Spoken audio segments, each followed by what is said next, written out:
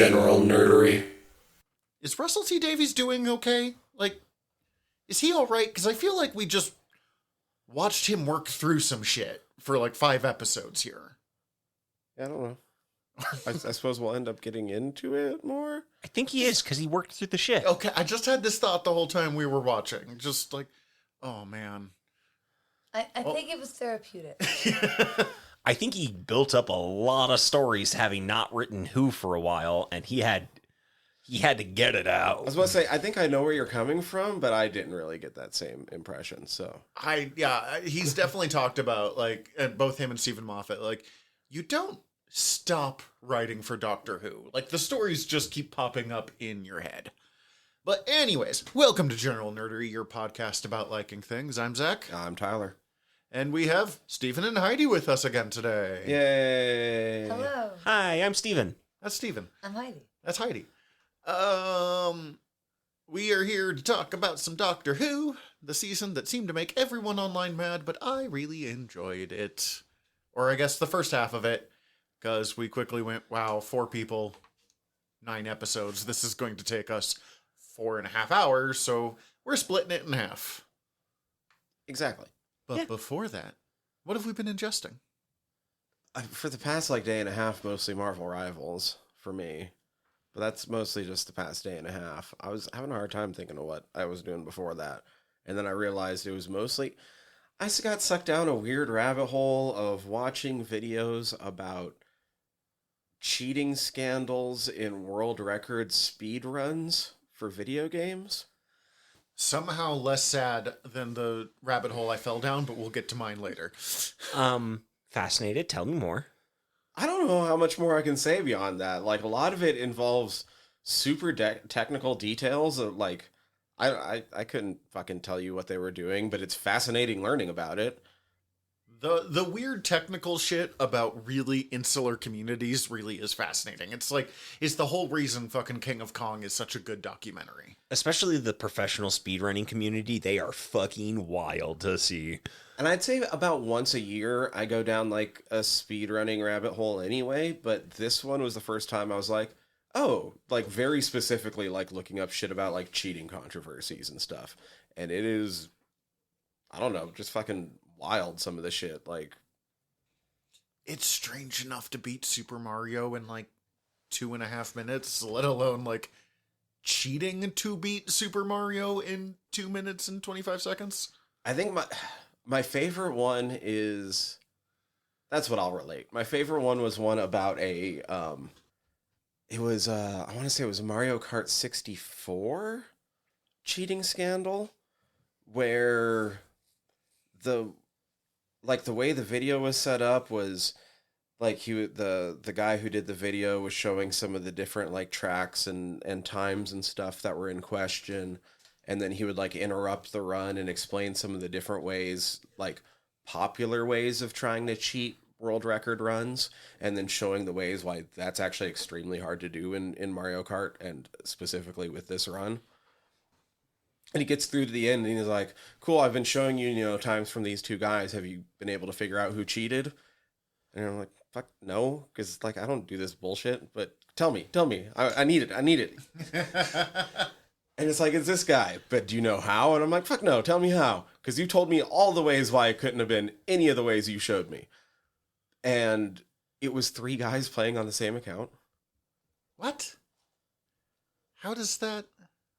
So in Mario Kart, within especially the speedrunning community, there's a thing called Mario Kart Champion, and it's who's number 1 in the world. And there's actually kind of an algorithm that figures that out, that you plug different things into, including how many world records do you hold at one time?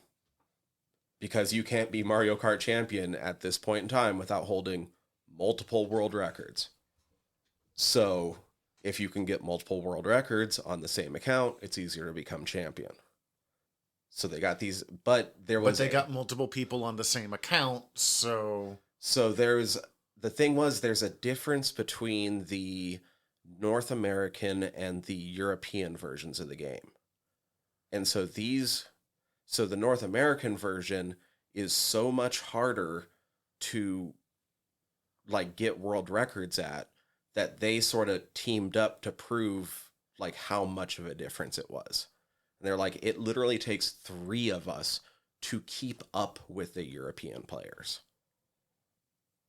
And at the end of it, because they hadn't actually cheated any of the runs, they just cheated the account, they actually honored holding those guys, like giving them the world record runs, and then they just took the account off of being Mario Kart King or Champ or whatever it's fucking called.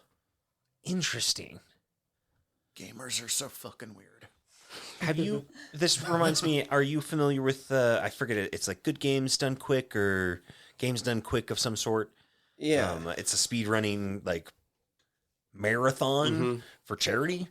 I think it's going on right now, if I'm not mistaken. While as we're recording, or like this time. Usually like this time of year. It's usually like first or second week of January. I'll have to look that up, and when I have a minute. But... You know, I know I've seen things from it before, but it's always like random times that I get into this, so it's never when the big things are going on. It's like You're like, oh, that'd be fun. yeah, oh, Let's this see be if I cool. remember. Oh, look at this. Oh, check this out. And yeah, I don't know. And then yeah, cheating in fucking weird. Like people cheating in tool assisted speed runs. So, like, using computer-aided So, like, the cheating? whole point is that you're using a computer to assist the speed run, and people still finding ways to cheat within that. I know that we are General Nerdery, a podcast about liking things. Nerds are the weirdest motherfuckers on the planet. And then, last time had I finished Shrinking? You were going through the new season, but you hadn't finished Okay, it. finished it. It's fantastic. Fucking brilliant. Is it really good? It's 'Cause, so like, fucking good. My parents are the ones who keep telling me to watch it, so I'm skeptical because boomers. But okay, now someone Harrison Ford is acting for maybe the first time in 20 years. Oh Yeah, wow! Now I that want dude to has see been Okay. phoning it in for a long fucking... He only ever sort of acted anyways. And so- it's the creator of Scrubs, right? Bill Lawrence, he did Yes, Scrubs, Lawrence. and he did Ted Lasso. Yeah. And it's like half the writing room from Ted Lasso. Yeah, because like Brent Brett Goldstein. Mm-hmm. Who also isn't just a producer, but also plays a part in this season. Yeah, you And- mentioned that last time. A really important part that I'm really glad. I don't want to say too much, but like things were kind of tense in the last episode, and Nice. I can breathe easy. No, I really enjoyed the first season. I think the second season's even better. Fuck yeah! Good. I want to watch it. There's a Scrubs reboot, by the way. It's happening. It's probably happening. It is. They are working on it. They're But working on it. if there is one thing this show has taught me, until they are in like active production, and even then, pretty That's much fair. until I am like watching the thing, I make no bets. But I feel like our generation R.I.P. is so Batgirl. nostalgic. There's no way that it Heard. Sure, R.I.P. I Scoop just 2. we used to do news on this show all the time, and the number of times they're like, they've announced they're making this show, and then they're like, they are actively filming Grendel, and we're like, fuck yeah, fuck, we're so into. They have canceled Grendel, and I'm like, you fucking sons. So like, I'm into it. I Yeah. will watch it. I love Scrubs. It's Yeah, one of my favorite Scrubs is sitcoms of all time. Yeah. Until they show me Like a an trailer. ad, I don't believe it. Like, fair. And I don't think I did. Oh, I very intentionally watched 2 other movies, actually very intently, but that's for word balloons, and everyone will have to find out more about it over on that show. Ooh, well done. that fascinates Steven. Yeah, yeah, I want to know so much more now, you son of a bitch. Hydee? So I've been mainly just playing Zelda Echoes of Wisdom. That's the one where you actually play as As Zelda? Zelda, and it's like it's super cute. It's cute, and The animation And looked it's a like- lot like, what is that, Link's Awakening? Like the Oh, redo? yeah. Do I I have was that gonna right? say kind of Wind Waker style, but it's more Link's Awakening, because it's like the top down. Mm-hmm.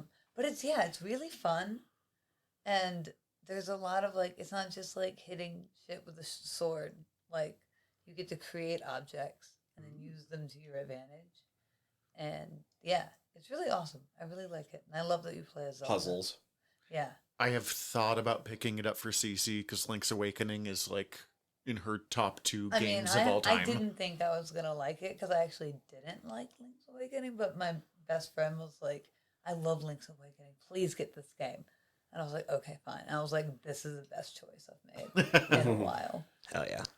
So, and I'm also really looking forward to the upcoming like cozy Hobbit game, Tales of the Shire, Tales from the Shire, something like that. I've not heard of. Oh my god, it's so cute. You're basically just like a hobbit, and you like farm, and you interact, and it's like a little cozy. Oh, so it's Lord of the Rings Stardew Valley? Yes. Or okay. Yeah, or Yes. Animal Crossing. Or Animal Crossing. I'm never Or gonna like get my that- wife back I- again. I- She's already playing Stardew Valley like every second. I think of Animal Crossing Harvest Moon, even though I was never really into Harvest Moon, but I've never played it, but that but that seems to it's be like what the they're farming, going for. Super cute, Yeah. and then like the little community of Animal Crossing, but it's the Shire, so super excited. Sweet. What have I been ingesting? Speaking of Stardew, I'm playing a lot of Stardew Valley.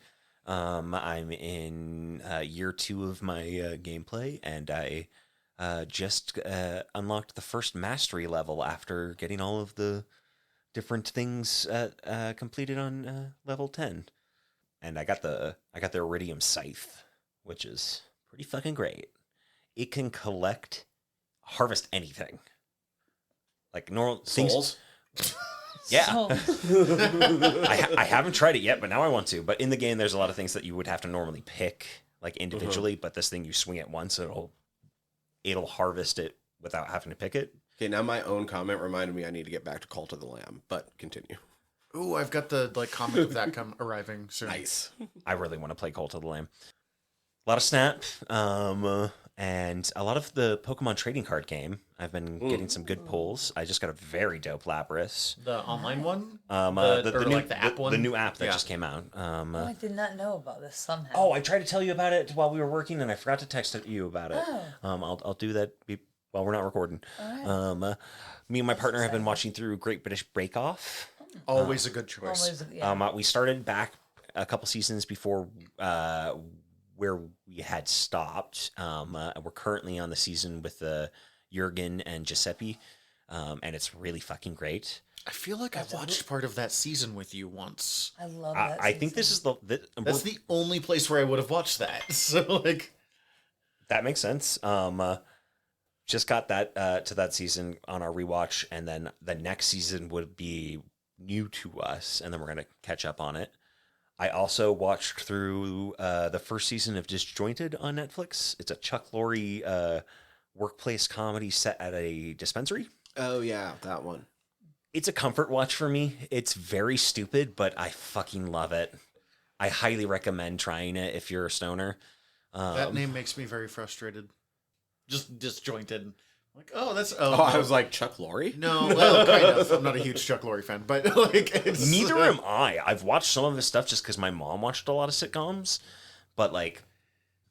No, just, it was like, oh, Never what's been my interesting? thing. Oh, no, it's a pun. Never mind. But Kathy Bates is the lead, and she owns the dispensary, and she's also a cannabis lawyer and advocate. It's just really fucking silly and funny. And it's got two like stoners who have a YouTube channel that like are constantly coming in, and they're like very stereotypical stoners. One of them is played by Chris Red. Oh, I think that's his name. He's from SNL. Fucking hilarious. Cracks me up. Very, very delightful. And then I also watched the first season of Detroiters, which if you haven't watched it, it's on Netflix right now. It is Tim Robinson and Sam Richardson. They run an ad agency in Detroit, and they make like low budget ads for like local businesses. It's fucking great. It's really fucking funny. If you like, I think you should leave now. It's got similar type of humor, but more of a scripted concept. Okay. A whole bit in an episode is that they are trying to sell a bunch of T-shirts that they've branded with on the T-shirt. It says Detroit, but at D2 Roit, the number 2. And like it's a dumb shirt that they're just trying to sell because that's the whole thing that everybody's doing in Detroit at the time. And like, that's a whole episode, is that they're just trying to sell this really bad shirt and they're struggling to do it. And it's much funnier than that sounds. Explaining comedy is the absolute fucking worst. Yes. But yeah, that's about all for me. I got a couple of things, most of them pretty short. So when we were leaving after recording last week, I was like, I gotta go home. I gotta watch the Raw Netflix debut. So I watched all that. How was it watching Hulk get booed? 17,000 people in unison booing Hulk Hogan and bullying him off the stage is one of the best things I've ever seen in my life. That sounds wonderful. It's so fucking funny. Oh, that's the first I've heard of this, and that fills my heart with joy. So like it's Raw and Netflix, Raw being like the big WWE show. Their first show on Netflix, huge deal. They're making a big fucking thing about it. They're wrapping up some big feuds. They're starting some big feuds. They're doing a whole bunch of stuff. They've got like Fluffy was on the episode. Topanga from Boy Meets World was on the episode because she's a like WWE Danielle Fisher? fan. Yeah. Danielle Fisher, and I can't think of... Why can I pull that out of my ass, but I can't remember actual like other names at points? I fucking hate my brain. Topanga was one of my childhood crushes.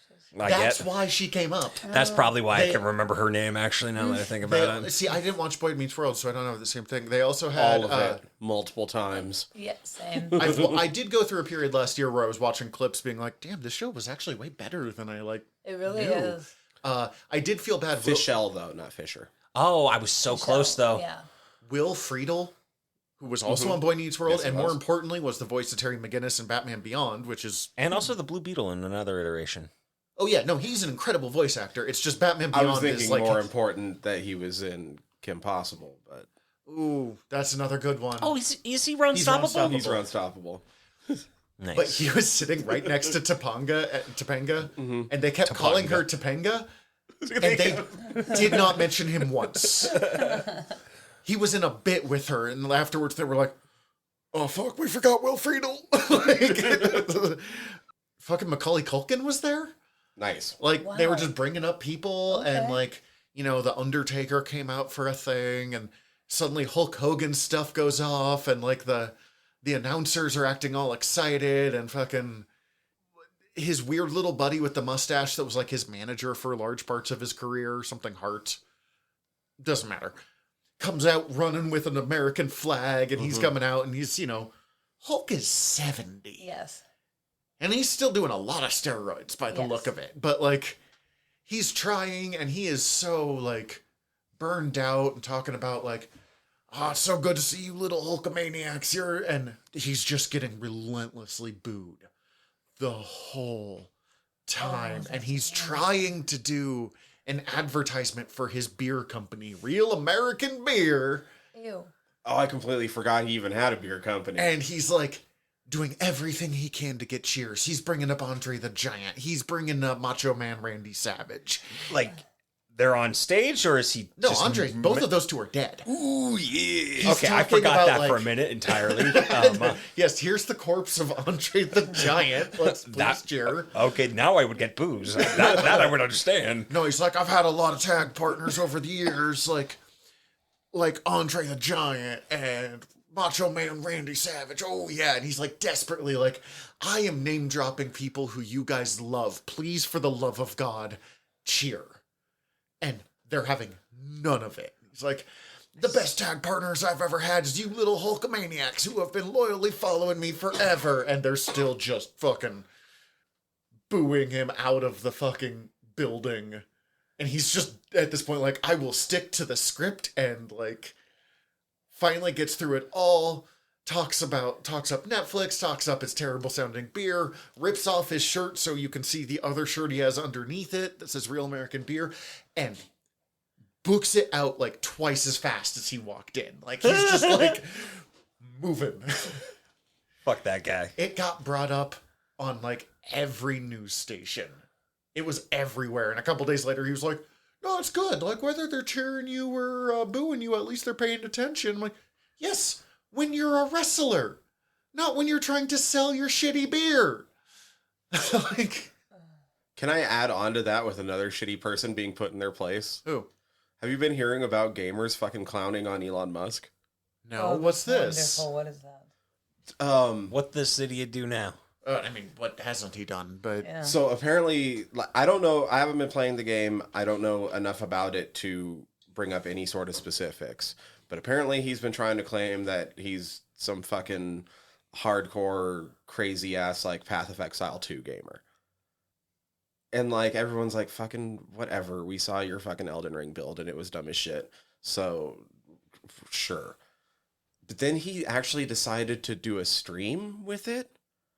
And it was super obvious that it was a bot farmed account. And he knew Yeah. nothing actually about the game. Why would you do this? because that man has been mainlining right-wing ideology and ketamine for the past 20 Yes. years.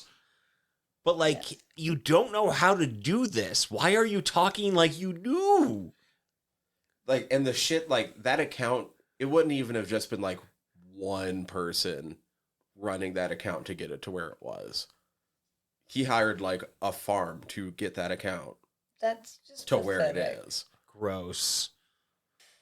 I've seen a couple, like, really good breakdowns of just, like, just how dumb it was for people who don't know the game. It's... On one level, it is just pure sociopathy. Yeah. On the other, it's like believing your own hype. And when you are the richest man in the world, in the time it took me to say that, he's made more money than everyone in this room makes in a year. That makes you want to cry. Yes. So, like, when So you at least we can join in the clowning. when you hit that level of successful, I think you just, like, lose touch with reality. I mean, this is also the guy that keeps, like, advertising, come use my Cybertrucks to help with the fires in California. What? Don't do that. He's like, don't worry, they're bulletproof. You know, because wildfire's known for their gunfire. I can't like comprehend the stupidity behind that. I don't fucking know, man. But anyways, back to better things. So, finished Raw on Netflix. Decided, since we actually have access to Netflix at the house again, because we've just been letting Cece's parents use it, so we can't access it at our house. Rewatched, what is it, Masters of the Universe Revolutions is the first one? Revolution? Yeah. Revelation is the first one and then Revolution? Or Sure. do I have that I the other way watched around? the first one. Okay. So it's 2 seasons. Each one has a slightly different name. Kevin Smith took He-Man and the Masters of the Universe and actually made it good. It's fucking incredible, actually. And I was like, oh, I'll watch the new one. I went, I'll watch the old one that I saw like 2 years ago because I don't fucking remember anything about it. And I'm glad I did, because I did not remember jack shit about what happened in that season. I don't have much on that one. I don't even remember, did we do an episode on that? Or did we just talk about it a lot? I think we just talked about it a lot. Oh, right. I don't remember for sure. Steven, do you remember? No, I don't remember an episode on it, so I'm going to guess you didn't do an episode. You We just just- talked about it a lot. Got excited, yeah. I do know I saw the ad for season 2, and they're like, we have William Shatner and Mark Hamill working together for the first time. Did and you do a season on that? And Mark Hamill is like full invested playing Skeletor, and they have William Shatner, and it's just the most phoned in William Shatner I have ever fucking heard in my life. I was about to say, but at least he's not trying to be Shatner. That's true.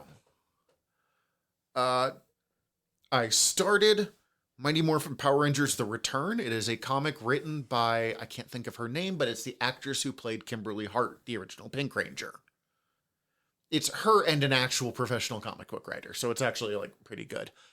But it is her idea of a continuation of Power Rangers. And okay, so we've talked about it a little, the like bizarre depth of Power Rangers lore that exists, because all of the series, like the 25 years or whatever of Power Ranger shows are all interconnected. Mm-hmm. She doesn't give a fuck about any of that. She doesn't even give a fuck about the second half of Mighty Morphin Power Rangers. Like, Wow. characters who she worked with, those actors, do not exist. She was like, this is what, like, I would have them do, you know, if they're, like, 40 or whatever. And there's a thing where, like, the original cast members, 3 of the original cast members just quit the show. So they had to, like, really quick come up with a solution. And she, like, tears that solution to shreds on page 2. And then just ignores everything from, like, the second half of the second season onwards. And, like, on one hand, I don't have a problem with this. It's in the same way that, like, Highlander ignores most of its sequels, or Halloween has done the same thing a couple of times, or whatever. Like, it's just really funny that every other Power Rangers thing is like, we're paying respect to everything that's happened before. And she's like, nah, fuck that. My new bullshit. This is the story about my character, how it should have been. Y'all did it wrong. This is hold my beer and let me do it right. And you know what? More power to her. It's fun so far. I've not gotten very far, but, like, it's, she don't give a shit. I love that. Let's see. Cece got me... Oh, I'll do that one last. I have started Outbound Flight, which is the Timothy Zahn written prequel to the Thrawn trilogy. Okay. It's like how Thrawn first gets involved. And really, like, I'm a little ways into it. The 2 things that have happened. One, it has the most gay interrogation scene I have ever, like, read. Not, obviously, not in a bad way. But Thrawn, like, mysterious, alien, like, super genius character. He's like, I have met the people from the Republic, and I need to, like, introduce them. So he takes one of the people that he kind of just kidnapped and brings him to, like, this viewing chamber and just starts, like, talking to him and be like, join me on this couch here. Sit down. And he always speaks in these, like, smooth, modulated voices. And you should sit. And he's like, why am I here? And he's like, to share this beautiful view of hyperspace with you. I would really like to learn your tongue. Will you watch? And I'm just like, holy fuck. Like, it's a good thing I have this on, like, headphones, because this is... People would have questions. Like, and I'm just the whole time being like, just fuck already. And especially since, like, Thrawn is who I think Elon Musk thinks he is. So, like, all of the... I love the character of Thrawn, but he is one of those characters that the worst people, like, identify with a little too strongly. Yeah. Like, you know he's the bad guy, right? Like, you do remember that part of the story. So I'm, like, listening, because it's the audiobook, this super gay version of this scene, and I was like, oh, man, I bet so many people would be so mad about this. Well, that's so like, funny. But where this went sad for me is it made me look up something on Wikipedia, which is the Star Wars Wikipedia, and one of the biggest websites on the planet. It's got fucking hundreds of thousands of articles. So much.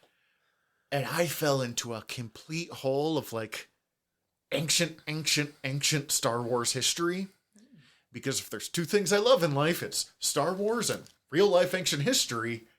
And so why not ancient Star Wars history? Like, oh, here's a conqueror who, like, carved out part of the galaxy 12,000 years before the movies. And I'm like, tell me more.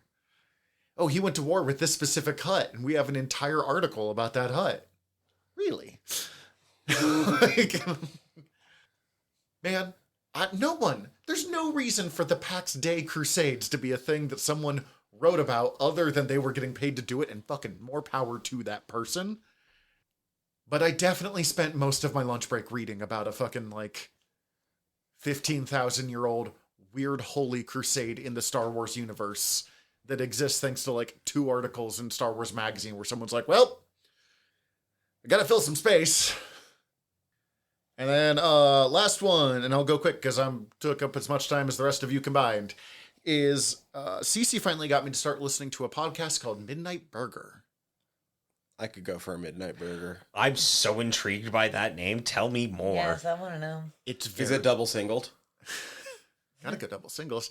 It is I go for a very double single. She got me into it by being like, it's like Doctor Who meets Farscape, and I'm like, okay. Okay. It must have been inspired by the end of Clara's story, Clara Oswald, Okay. Oh. because it is about a diner that randomly transports through time and space, and the people who work at this diner, every 12 hours, the diner moves. This sounds like an anime I've watched called Restaurant to Another World. Quite possibly. I don't. It's literally a diner that changes doors to a different world every episode. Except it doesn't even like change door. It just like moves. But they don't have the doctor character who's like, Right. I know everything that's going on. So it's just like these 4 people who are working in this diner trying to figure shit out. And strangely, these 2 people in an old-timey radio show that like can talk to them through the radio. Whoa. This sounds fucking interesting. I've only listened to the first 10 episodes, which is the first season. It's wild. Yeah, that sounds cool. And it ranges from like pretty simple stuff to here's an alternate world where every person on Earth has advertising in the same way that podcasts do. So every once in a while you have to be like, well, this angry thought was brought to you by Clorox. Like, whatever. And what a fucking hell that was. And it was, 1, a really good episode, but 2, made listening to the ads at the end of that podcast really disturbing. Like, Oh, that's kind of Outer Worlds. I know I've brought it up before, but yeah, I definitely, it's really well done. 1, really well done audio fiction, which is underrepresented. And then 2, just really good, like, sci-fi. I want a restaurant TARDIS. Yeah, it honestly sounds like one of the better ways to go. Built like a steakhouse, but handles like a bistro. On that note, take a quick break. Yeah. Talk about some Doctor Who. Don't know Yeah. why I'm saying it this way. Doctor Who. All right, so as I said, we decided to go with half of the series. So we ended up watching, what all we watched? We watched Space Babies, the Beatles but not Beatles one, Devil's Chord. Devil's Devil's Chord, Chord. thank you, Boom, which I really enjoyed, Which I always forget the name of that one. 73 yards. 73 Yards, and Dot and Bubble. And this is where I reveal that even though we discussed it on the fucking text thread, I completely fucked up and just went till it said episode 5. Oh, so we're not going to talk about Dot and Bubble? Nope. Fuck, I could have just skipped that. God damn it. No, not in a And bad that's, way. and that's why I texted about it, because there was some I that's also, even remember reading it, and then I watched it, and I was like, 5. That right? I'm not going to blame you, Tyler. I'm going to blame Disney Plus, because fuck Yeah. them for putting the special as episode 1. Yeah, because they also have it still as the special. Yeah, So they have it's both. in 2 places. It's in 2 places, and like that really tripped me up. I ended up watching episode 1 on accident before we had even gotten into that, of just like rewatching half of it and just thinking, okay, Doctor Who's getting fucking weird. Are they doing like a fucking a whole bit where they're just gonna do one whole episode again, but like maybe midway through they change something? That's shit Farscape would do, man. There's an anime that's done that where there's like 3 episodes that are legitimately the exact same episode, but like it's a whole bit. They're literally doing a time loop, and it just takes them a while for anybody to figure it out. Oh my god. Oh, that I was- fills me with anxiety. Yes. Like that. I think it's think- like straight up 5 episodes. I feel like I mentioned it a couple episodes ago, but I was listening to an audiobook where like a character was a chronomancer, and I thought something was fucked up because a section like started to loop, and I was like, wait, what the? No good. But anyway, so The anime is the melancholy of Haruhi Suzumiya. I love the Montana accent trying to do Japanese. Well, I'm also trying to read it Yeah. In general, I'm bad at reading. Okay, so Space Babies. This one was adorable. I I didn't realize how much I was actually going to like this one. I honestly think this entire episode exists because someone made a joke of like, are bogeymen made out of actual bogeys? And Russell T Davies is like, I have an episode of Doctor Who now. I don't think you're wrong. I like this episode. Yeah, I like this episode, even though always talking babies creep me the fuck out. But I got past it. They're cute. There is something extremely creepy about the babies. It's just unsettling, yeah. I don't know.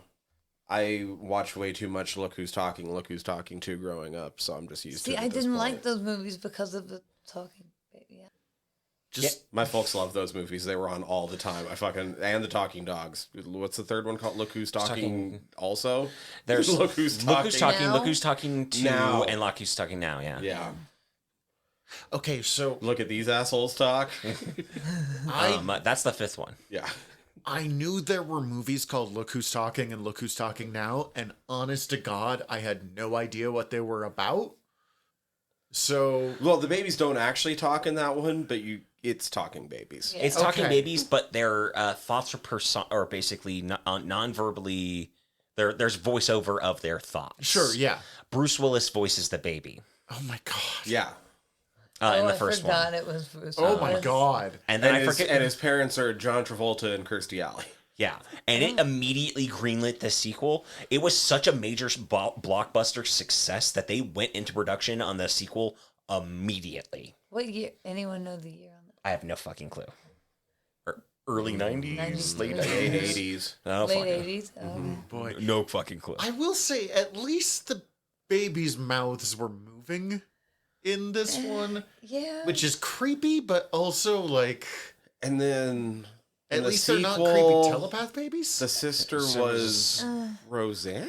Oh my Yes. Oh. And then in the third one, they have Danny DeVito playing the dog. Yes. Plus, Who's the other dog? Is it Coco? No, what is her name? It's a French woman, I feel like. Zsa Gabor? Really? I'd have to look it up. That's me guessing. God. Have you ever seen a talking cat? Yes. Yes, I have. Because this is just that's your thing. Here is what made me think of it. It is one of the worst B movies of all time. Is that the name of it? Yeah, Yeah. A talking Oh. cat Oh my God. with And the question mark. Yeah.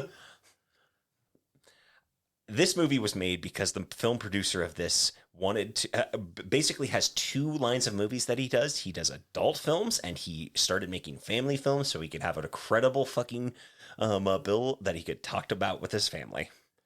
Yeah, he did like shitty horror movies, And and he porn. uses the same Wow. location Okay. for these movies. Danny you know. DeVito and Diane Keaton.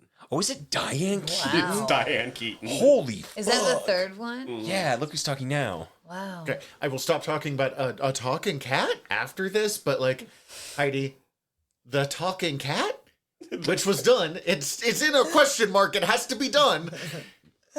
One, the actor did the whole movie in 45 minutes and left, like read the lines and left. And two, the actor is Eric Roberts, the brother of Julia Roberts, better known as the Master from the 1998 Doctor Who movie. And having seen this Wow.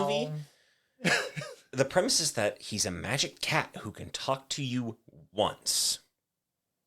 Is that? I only saw part of it. It was some of the worst acting I have ever seen. And In he just my kind of like he just like walks through all of these people's lives and helps them out. And so like Weird. it's fucking wild. It is a great bad movie to watch. Oh, and I realized, Stephen, you were thinking about Lizette Anthony playing Samantha DeBon, who was John Travolta's boss that tries to seduce him at the end. Okay. Okay, thank you so much. That really clears up my brain a lot.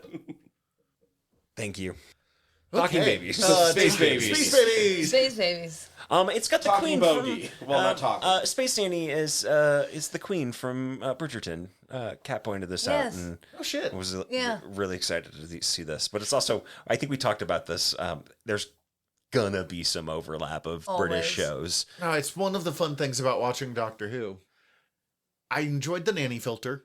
That was a really good way of swearing without swearing. Oh, that was incredible. If they had done it more than they did, I think it would have started to like Get the joke grated on me. But like they really played that line of how far we can push this stupid Fork, yeah. joke. Dude, Yeah. I will say I liked this episode, but this episode did have me in my feels at a couple points of just like all of the babies wanting a hug really fucking broke that my was heart. It was sad. It was so sad. I was like, oh my God, I want to be there to help you hug these babies, doctor. Please. But also, how old are they? 6 years old. Oh, they're all Okay. 6. They Okay. mentioned that the babies were made because this is they took the.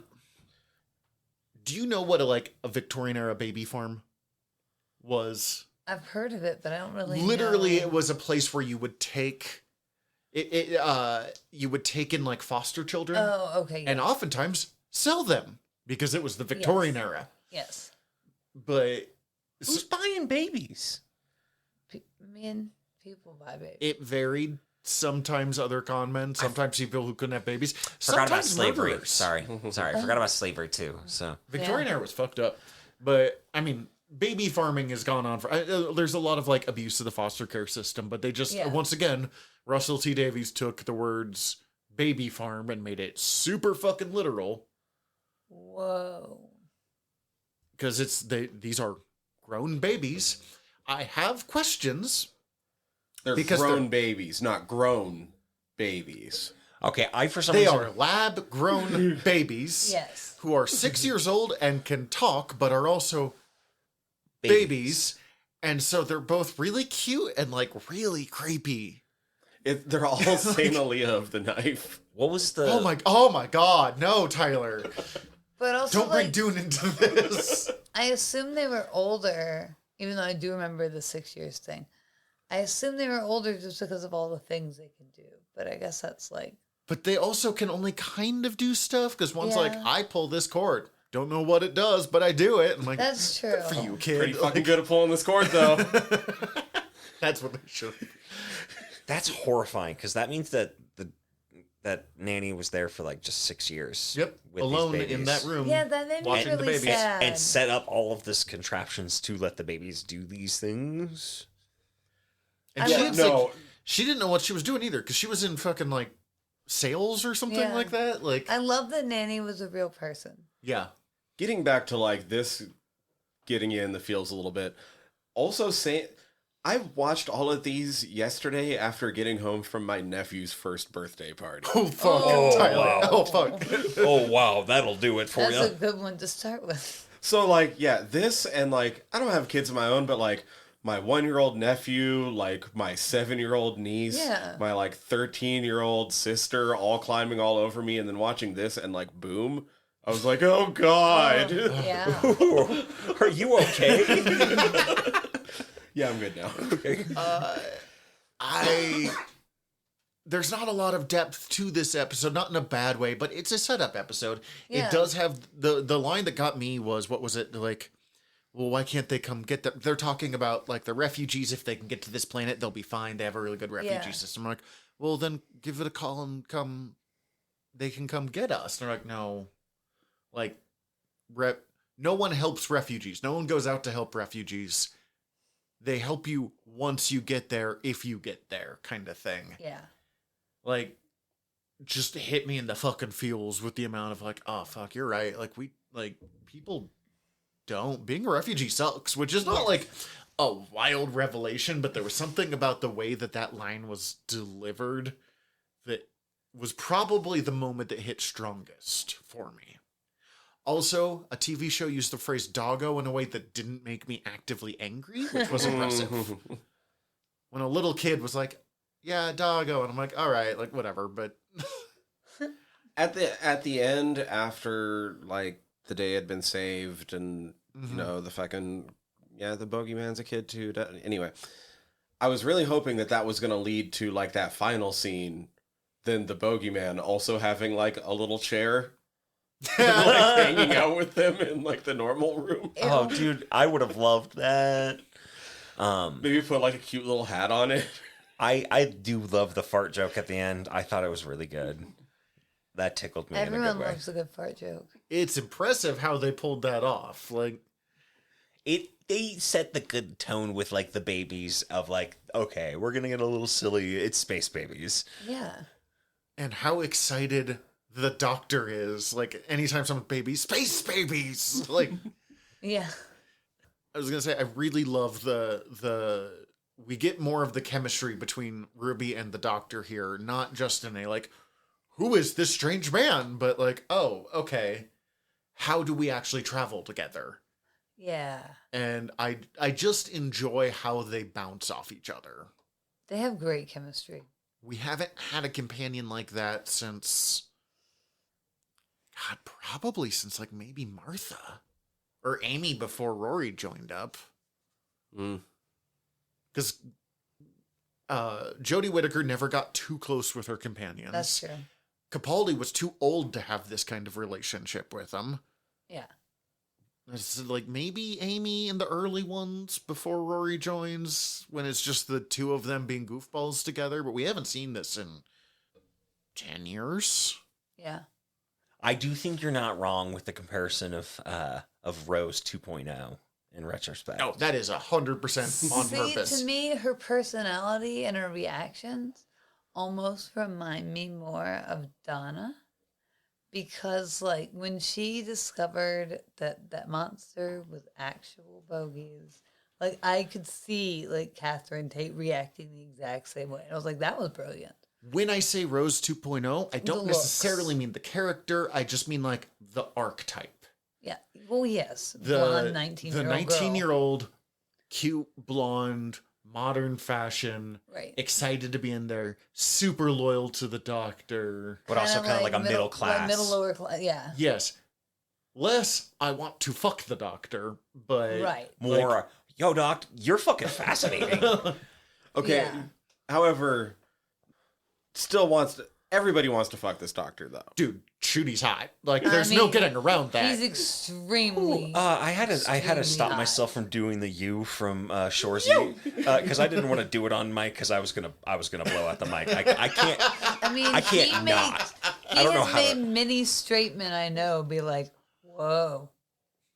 I don't Yeah. know. I don't know which one. My he's- wife is crushing on him so hard. It's so funny He's to a watch. gorgeous man. And Also, he's fun. He This- like does yes. such a good The, job as the the amount of doctor. chest out he gets is just so fucking hot. honestly, I feel like he was born to be the doctor. Like, this is his Ricardo role. Montalban chest out. I have. You Well, are and the way- fucking right. The way he moves with it, because he walks somehow with like his chest farther forward than any other part of his body, but in a way that like doesn't make him look insane. Yeah. Because usually, if you're like chest is way out, I mean, I've got a belly, so I physically cannot do that. But like, No, he somehow makes it look hot. I love that he does not have one look. He Oh, has I just love that too. like his look is hot fashion. Also, I kind there's a of couple want. of themes to There's- it, but there for the is most There's part, a theme. But like It's like 70s toned. It's like the. I wish it the stuck neutral with the tone. orange coloring, the orange and brown Yeah. more often, just because I would have liked a slightly more tied in thing. I honestly just want to wear his entire wardrobe. I just all those like sweater They vests. do look very they're- comfortable. They look great. The pants. The reason why they're able to do this, budget. Uh, Literally budget, but it's Disney not like money. as simple as you think, because with Doctor Who, you apparently need like 5 different versions of every costume you're doing, because you have to have ones for the action scenes, or like there's Right. bits where you're gonna get pulled on stuff. So It's like gonna rip. Yeah. you so it was easier to just always use the same costume, so you don't have to worry about like, oh, today he's going to wear a sweater vest, so we need several of those, and that one needs to be reinforced. Always the same coat. That's why there's That's fair. slight changes in as new seasons come in, but a lot of times they don't significantly change. That's fascinating. I've never thought of it from that But perspective. now they have more money. Yep. And it doesn't cost that much to actually do it, but you know, Doctor Who is the world's most famous shoestring budget. Look, I'm still impressed every single episode with like how much better it looks with this increased budget. But I'm still noticing like I've watched too much television at this point, and I'm like, cool, but like Boom's a Bottle episode. They saved a lot of money there. Yeah. The first like 2/3 of 73 yards is like wistful shots over the Welsh countryside.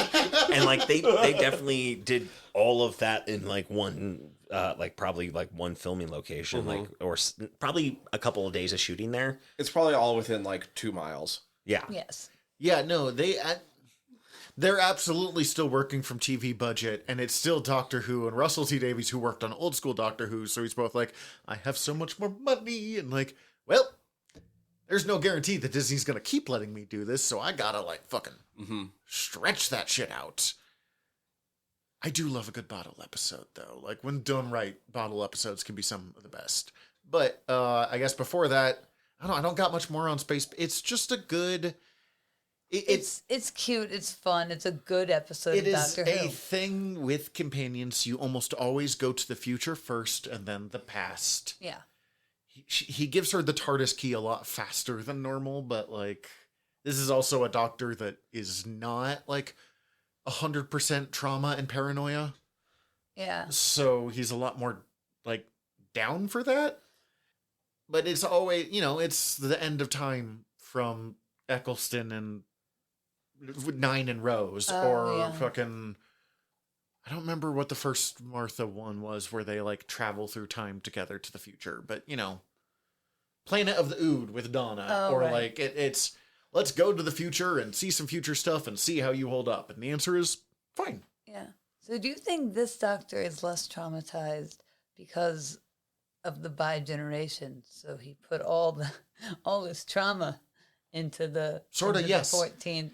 10th, It's not. They talk about it at the end of that one. It's we're time travelers. We've done the work out of order or something like that. Well, yeah. So basically, it seems like he still is a future version of that doctor. Okay. And so I don't know, like, when David Tennant's bi-generated doctor eventually does die, does he regenerate or does he just kind of disappear? And like his energy kind of goes back in time, or like Both. You think, who fucking knows, man? Like I the way think he Doctor would disappear, Secret third but thing. I don't know. Both. but the way that the impression I got from the way they talked Secret about that fifth thing. is that David Tennant's character stopped and worked through some shit and rested, which let Ncudi's doctor be less fucked up. That And I makes thought of it as a sense. time travel thing, like time loop kind of thing. Although I just gave you all my trauma and I'm gonna go fuck off now is like way funnier. And it really like you're an asshole kind of But way. like, he'll be fine because now he has a family.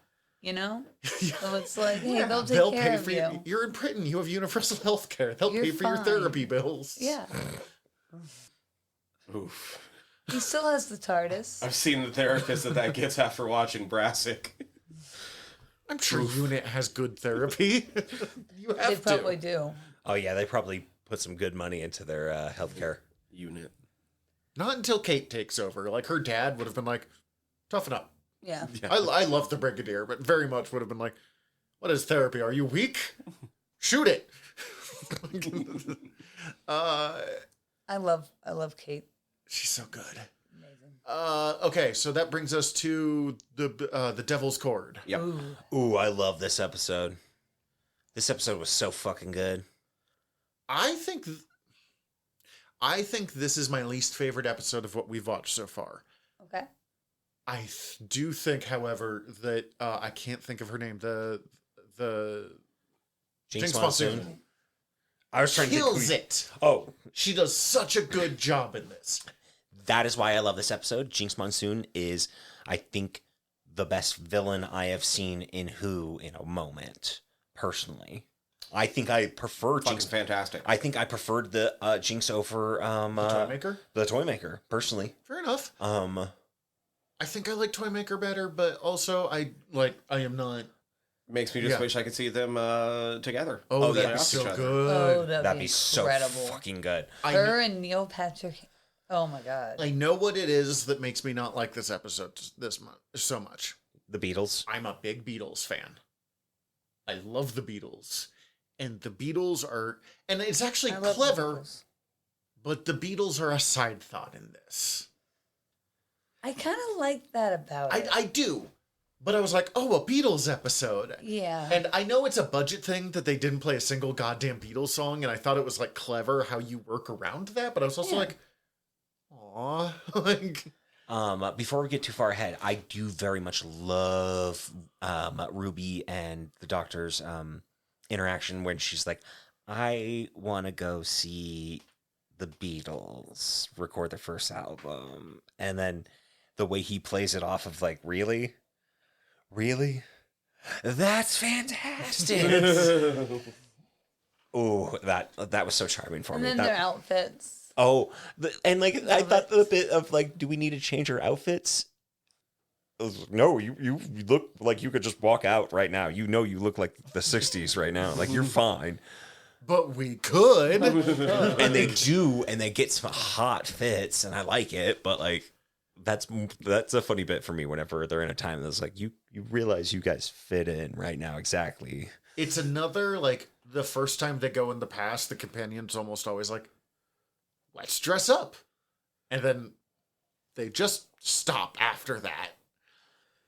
And then she's also so incredibly capable of just like, she just takes over that cart immediately with just like, Janet sent me to give you a break.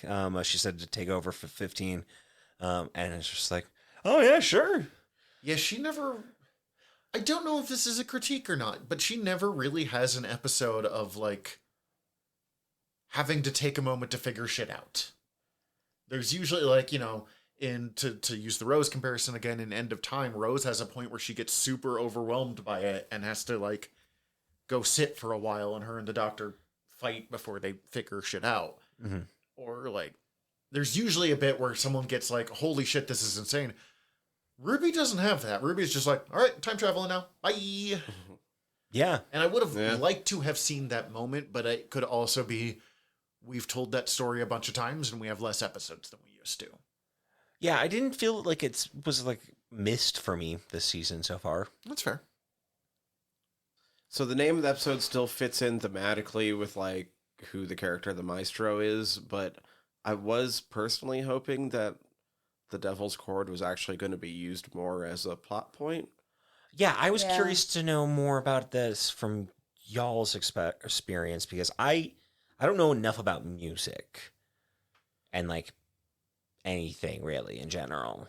I faked my way through a saxophone for 2 years. The biggest thing with the Devil's Chord, it would be referring to the devil in music, which is a tritone, which was a series of intervals that was actually outlawed by the church for a number of years at one point because of the discordance being evil and displeasing to God or some bullshit like that. It's the most famous tritone is probably the one used at the beginning of Black Sabbath's song Black Sabbath, and kinda heralded in heavy metal as a genre. But it would be dun dun boom. All right, yeah. Sweet. Okay, thank you. That's helpful.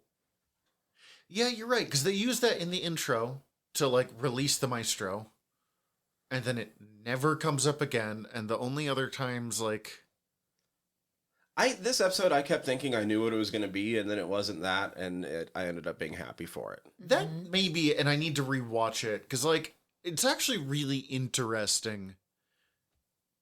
When I was, like, oh, they're going to see the Beatles, I was expecting kind of an episode like, and I admittedly don't think that's a super strong episode, the one where he meets Shakespeare.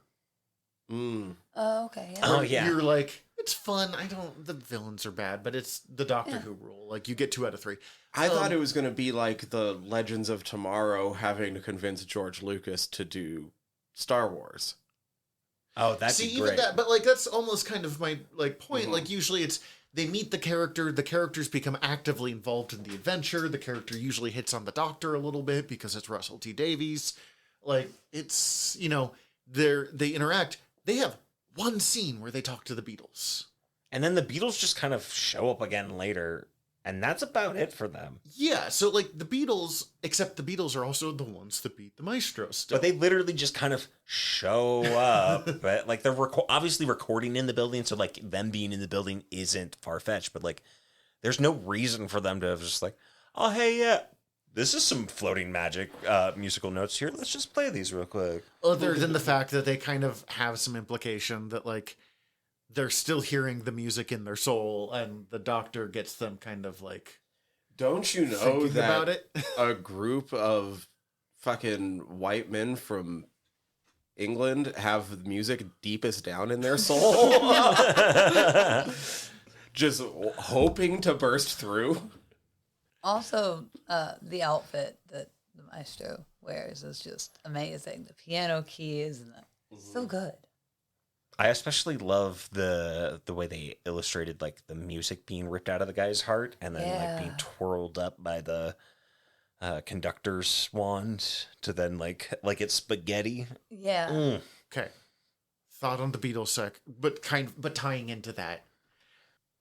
So they just see the like floating chords above the piano, and play some of the notes, and then all of this. What is this like? For John and Paul. They don't know aliens, or they don't know what the fuck is happening. They're just like, I wrote a song about an octopus. dude, Ringo should have been one to save the day, and I will die on this hill. I love Ringo Starr so no, much. it should have been Ringo. I agree completely. I really want to play that song at work and just slip it into a work playlist of I Have a Dog. Yeah. I Have a Dog Named Fred, or whatever the full song is. I found it. It exists. I have a dog. It's on YouTube. Of course it is. As just like a full ass song that you can play. It's Dude, I have the Goblin song from Church on Ruby Road on my one of my Spotify playlists. Yeah, that one is like, on a couple of my playlists. hell yeah. It's catchy. I thought you meant Octopus's Garden at first. I'm like, Yeah, you should that's play what it. I thought too. Octopus's Garden is a fucking rad song. Like, it's dumb, but that's not the point. Yeah. Like, No, the made up song for this episode. see, the reason I love Ringo and the reason why I wish he showed up here is Ringo is aware that he is the least talented Beatle. That it's like three geniuses and him. But he's also the one that, as a result, is aware of, like, kind of how lucky he is and is just willing to fucking ride this train where it takes him. Like, So it would have been kind of mean, but with like this like alternate time bump happening where like the music has all been sapped and shit, it shouldn't have been Ringo. It should have been Pete Best. oh my God. That would have been great. The thing that I didn't quite get, and I'm hoping one of you can explain for me, was so the Maestro was eating the music and taking all the music, but like, why were they still recording shit at this point? This is like, Fuck, I don't know. I think. The needs of the story required Well, them. no, I think it was a contract thing. Like, I feel like. Sure, but like, why does the contract still exist? I don't Why is know. I guess the music industry just It doesn't know what to do. kind of running on fumes, if anything Yeah. else. Like, well, because they talk about like, oh, they're still musicians. It's just they're so embarrassed to be musicians. Right. yeah. Obviously, there's still some kind of draw for. Look, this story doesn't actually make sense. Okay, like I'm trying. It does not make sense. No, it doesn't need to, and I enjoyed this episode, mostly because Jinx Monsoon is fucking incredible. Yeah, that's how I felt about fabulous. it. Too. And then- Jinx Maestro is the best part of this episode. And I Yes, love she's- the opening and closing with the little boy Oh. setting up for the possibility of the Maestro coming back. into it. And then like even the fucking musical number at the end was like I could have done without that. It wasn't good enough for me. I don't care for it one way or the other. Like I'm not against it. My thing is it sounded like something out of Grease. And it should have at least sounded like the Beatles. Yeah. It doesn't have to be a Beatles song. It should have at least had some Had Beatles that- thematic to Yeah, it. no, I agree with that. I wanted, like it should have, like, it's not good. It's a bad song, actually, in hindsight. My main thought on it, because I've seen some people be like, "Oh my god, like it ruined the serious show." I'm like, one, no, Doctor Who has never been a serious show, and like, if Farscape can do a fucking Looney Tunes episode and have it be brilliant, these guys can do an occasional music number and have it be just fine. It was fine. Yeah, it's fine. I was expecting it to be better. Well, the Goblin song really No, the Goblin Spoiled song us? raised the And like bar. it did set the bar high, but also like you got that Disney money. You already did one good song, do Here's the another. thing. I think Disney owns the Beatles music at this point. I don't know. I don't actually know. I don't know either. Maybe But- they own like the likeness for like movies and TV. The one thing with that musical number that I did appreciate was the little bit at the end with the Abbey Road bit, how accurate it was, because they Yeah. even had the license plates correct in the background. Oh wow, Oh, That's dedication. that's really cool. my kind of shit. I love I when lo- people like do that kind of stagecraft and like set decoration. Because I was immediately looking for the 28 if. You fucking nerd. Oh my god. Yeah. Do you obviously got that right? The 28 if reference for laughing about it. The Paul is dead conspiracy theory. That's right. Yep.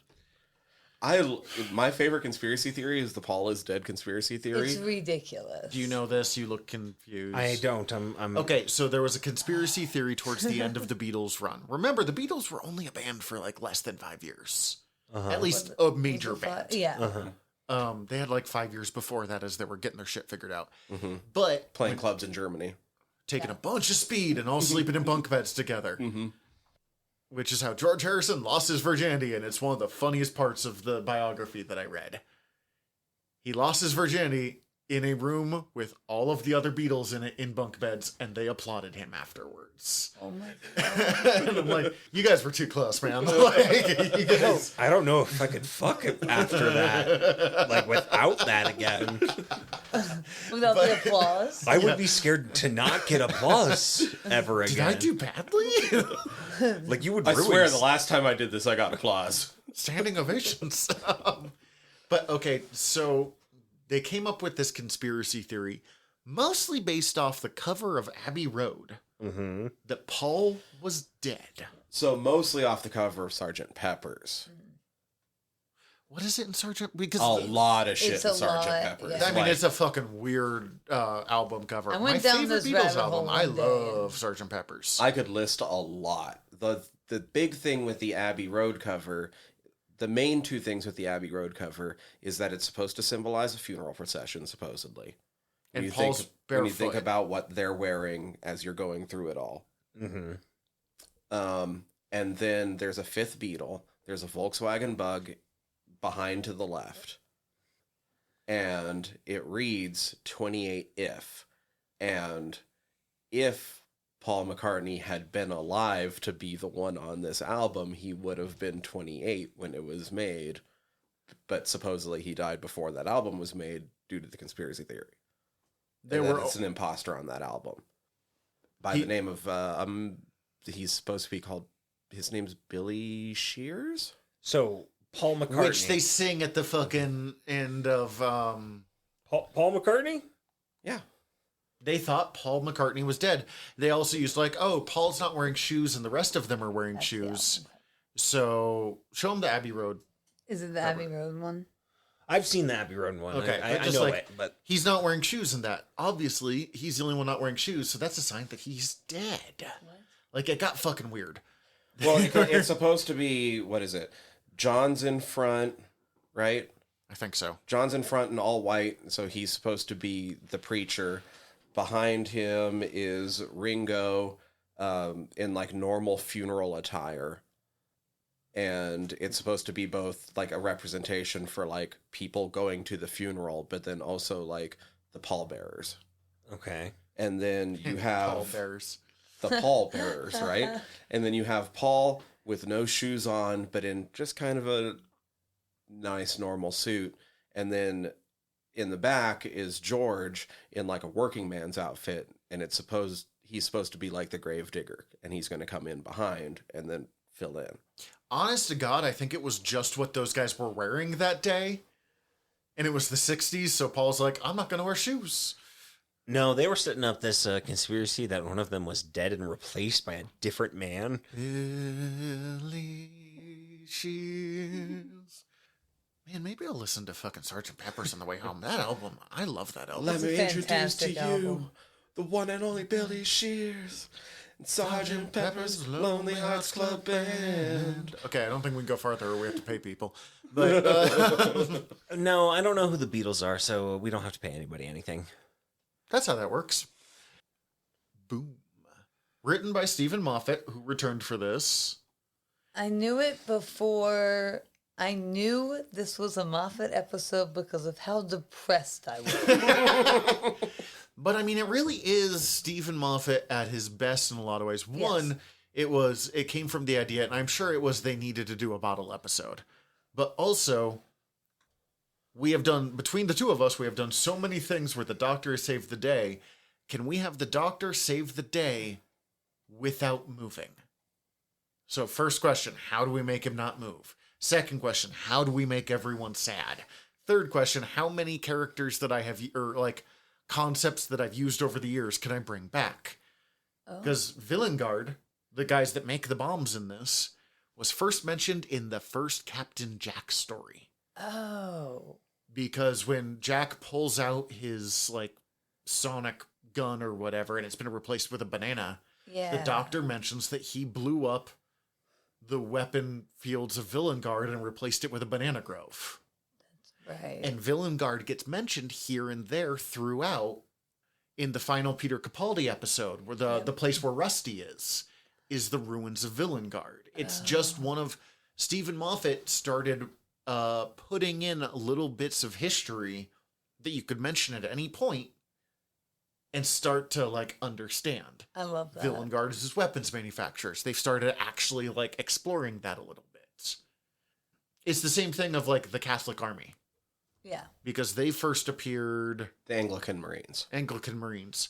They first appeared in the one with the They've been in. Actually, I have a list here of all the ones that Oh, they've sorry, shown go up in. They've shown up in The Time of Angels, Flesh and Stone, A Good Man Goes to War, and The Time of the Doctor. Oh, wow. I knew they were in the Angel ones. That's where I could remember them. I knew about Good Man Goes to War because they're working with the people that kidnapped Amy. I forgot about Time and the Doctor. I want to rewatch Doctor Who. Yeah, it's great. Yeah.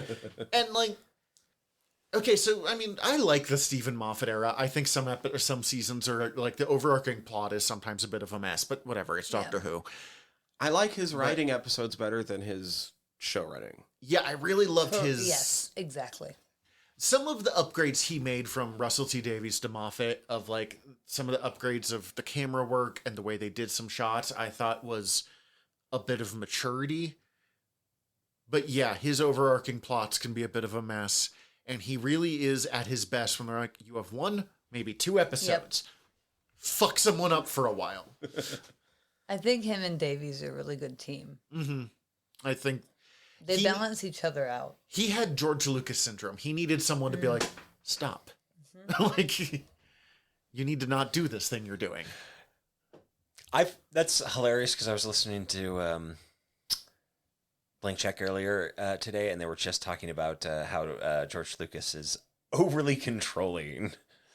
Oh yeah, he's supposed to be a pain in the fucking ass. Really? Specifically, he was talking about they were talking about Steven Spielberg working with John Williams, and how like John Williams was like, no, we're gonna do this instead of that, and Spielberg was like, sure, totally. Cool. Yeah. But then like bringing up how Lucas brought up how like, yeah, certain composers sometimes come to me with ideas, and we have to turn that away and shut that down. But I've never had such nonsense from John Williams. He's a delight to work with.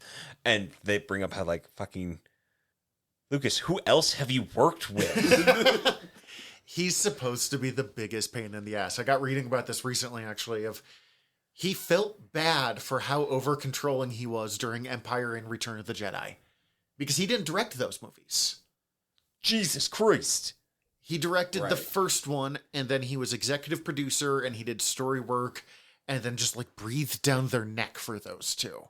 Ooh, I hate it. I'm still curious about the alternate universe where David Lynch said yes to Return of the Jedi. Oh my god. It'd be the one thing David Lynch did that isn't somehow inspired by the Black Dahlia murders.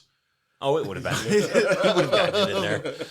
But it's part of the reason he directed the prequels, because he asked a couple other people to do it, and they were like, you clearly have so many ideas, just do it yourself.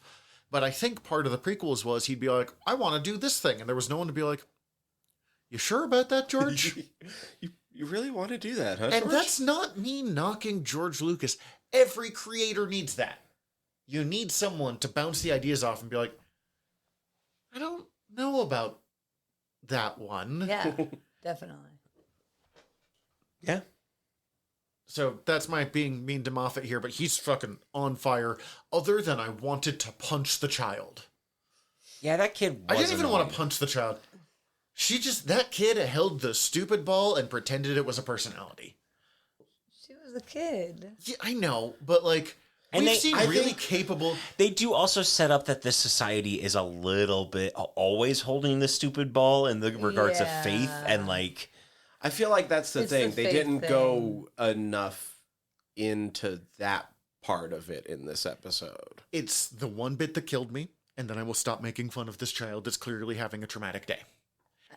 Is when, like, there's a bomb going off right there. She knows there's a bomb going off. Her dad just died. She knows her dad just died. All this shit's going on. There's guns going off around her, and they're like, here are, and like the AI of her dad, which has to be traumatic as fuck to see, because suddenly like, Yeah. oh, my dad's dead, my daddy. And he's like, here's you some my pictures of life that we've stop that. Here's some pictures of our life together to calm you down. And she's just like, cool, I'm gonna sit down and we're gonna talk about when I saw the antelope. Ha ha ha. And I'm like, kid, you need to focus a little bit. Like, I just Huddle up, kid. We got some shit to work through. The This kid can dis- handle later. maybe they were in shock and figuring out how to deal with stuff. I don't Yeah. know. That's the excuse I can come up with. But they dropped out of reality so fast that it pulled me out of the episode for a moment. It's fine. If that's my worst critique, one moment and a kid's kind of annoying in a TV show, that episode's doing great. Yeah, everything else around it was great. Yeah. They liked the actress so much. Indira something? The main actress from this one. That's not Ruby. The soldier lady. They liked her so much from this that they hired her to be a companion in the next season. Oh, Not that character, just a new but that companion? actress. Oh, that's fun. Oh. I didn't know that. Yeah, I haven't. Oh, what was her goddamn character's I'm name? pretty sure she also plays the bride in Creature Commandos. Virata Sethu is her name. At least I'm pretty sure that's the person who's coming back. Yes, Yeah, I just googled it. She is. that's cool. I thought she was an interesting character. Oh shit, she was in Andor. Yeah. I knew I recognized. She was her. one of the part of the little resistance group. Yeah, yeah. Okay, dope. That's cool. I somehow don't have a lot to say about this episode other than holy fuck you Moffat, you motherfucker, this hit right in the Just feels. broke my fucking. Like I don't have heart. anything articulate to really say about it. This episode's fucking scathing as shit.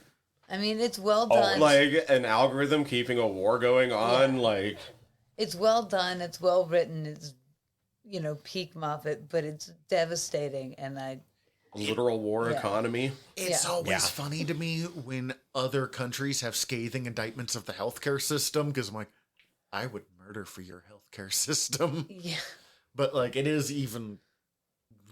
I mean, it's still bad. There, it's still the problem of like, It's a well, full this profit person's system. costing us too much money, so we're not going to help them anymore. Like, Well, it was like it took it from like being the military industrial complex to like the military corporate complex. yeah. it really like any industry he could think of that regards human lives as numbers. He's like, let's cram them all in there, shall we? Pretty fucked up that they also just landed on a completely desolate planet and decided to start a war with nobody. Yeah. Oh yeah, and they're also like, yeah, and fuck colonialism and religion and Except blindly following dogmatic practices. Except it's not just religion is bad. It's blind faith in religion. Yeah, it's blind faith that's bad. Blind faith. Yeah, because like it's interesting. I also found it super creepy when she's like, "He's just dead. He's not gone," and I'm like, "Kid, you still get to be sad about that." Like, That was a recurring theme in this I season. think That I was that's like, ooh, how that's they were fucking just weird. trained. I get it again, but But like, it's still weird, yeah. I don't know. There's a couple of points where I almost wish we had got a little more with the Anglican Marines. So some of the stuff that we can be like, oh, maybe that was just like a trained part, would have been Yeah. a little more understood.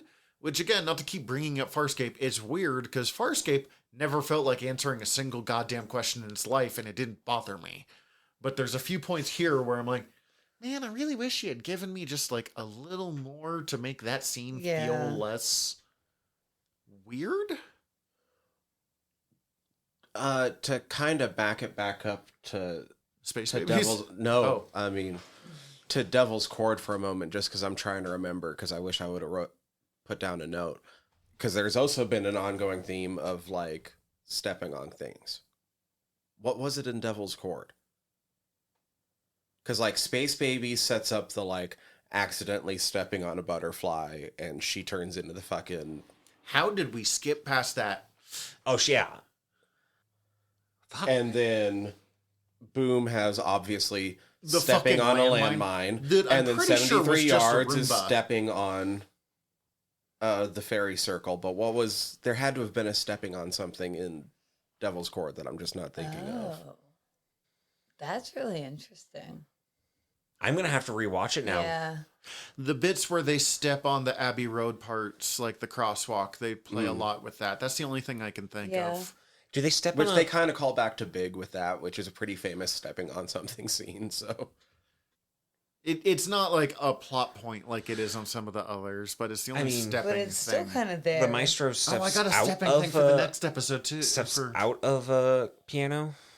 kind of full body crawls. Out of a Yeah. piano, but Yeah. Kind of which in fairness, the how the fuck ring would you get girl out of a kind piano? of But- crawls out of a piano. I might have to rewatch that episode. I feel like there's something now that I missed because like it's happening in all the other episodes. The only thing I can think of is when they like realize that when they step on it, it's making noises, and they like dance a little tune. Mm-hmm. Yeah, I kind of want to rewatch that episode to look at for that theme if there's anything, and then I also want to rewatch it to examine the "There's Always a Twist at the End" musical number, because I feel like I'm missing something there.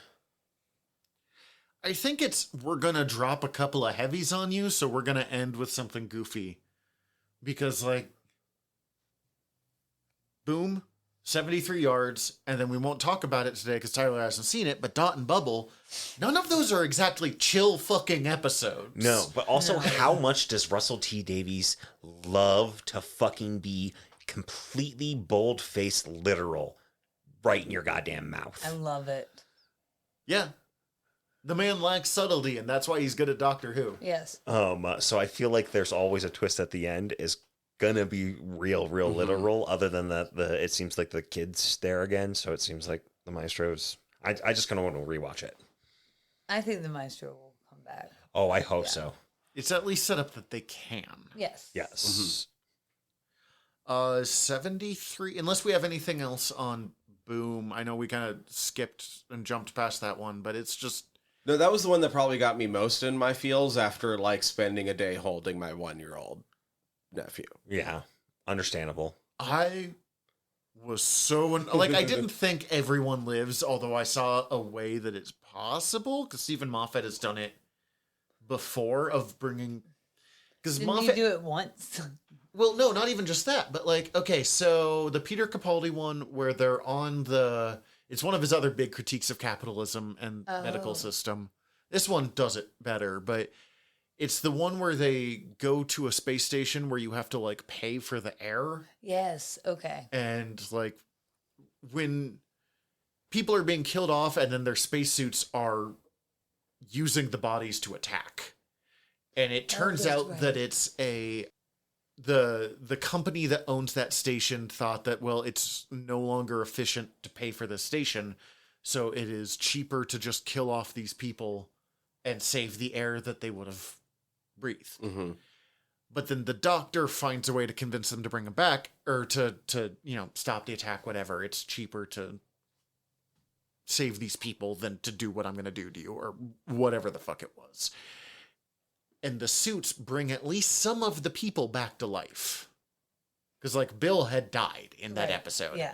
And so I was like, okay, I don't know if they're going to, but, like, theoretically, maybe the ambulances could be like, it'll be cheaper to bring these people back somehow. I don't know. Oh, yeah, no. We'll undo this urn. Yeah, and so I didn't really think so because of the urn, but I was like, maybe they could. I just felt so bad. But it is that guy. It's just compressed into an urn. We'll just uncompress it into a human again. It'll be fine. Not even the dad going kiss kiss, although I did enjoy. Anytime Stephen Moffat has the doctor write about being a parent, I think he does a really good job. He does an excellent job. Yeah. But no, I felt bad for the guy that just had a crush on the soldier girl. Aww. And I became very fond of him through, like, his 4 lines of dialogue. Like, he didn't get to do shit, but I just was like, you're the least contemptible person in this episode. Like, Yeah, he had it everyone else bad is for kind that of a girl. bitch. Everyone knows, except for so-and-so, who now thinks I like him. Like, all right, buddy. Yeah. Yeah. 73 yards. Ooh, fuck me, this episode. This- Ooh. This might be one of the best Dr. Light episodes I've ever seen, but I came away from it feeling so frustrated because I kind of wish that the episode would have been a different genre, because the end would have been different, and I wanted more. Okay. Like, this is a really expound. Yes. so it's a fairy tale, Yes. right? It Kind involves a of, fairy yeah. circle, but like, A much older version of fairy tale than what you tend to Yes. think of, but, like, yeah. but it follows a lot, like it's very folklore-y, especially when you Yes. have the wraparound at the end. No, I think it's a brilliant piece of, like, esoterica. But when you have that wraparound at the end, it's a perfect, brilliant ending for what it is. But I wanted it to be either more of a horror story, so that the twist was, we hear what she was telling the other people, because Don't Step doesn't make sense for any of the rest of the episode, Yeah. or turn back into an actual, like, a normal Doctor Who story where we get an explanation of what exactly happened. And I don't need that explanation, but I wanted it.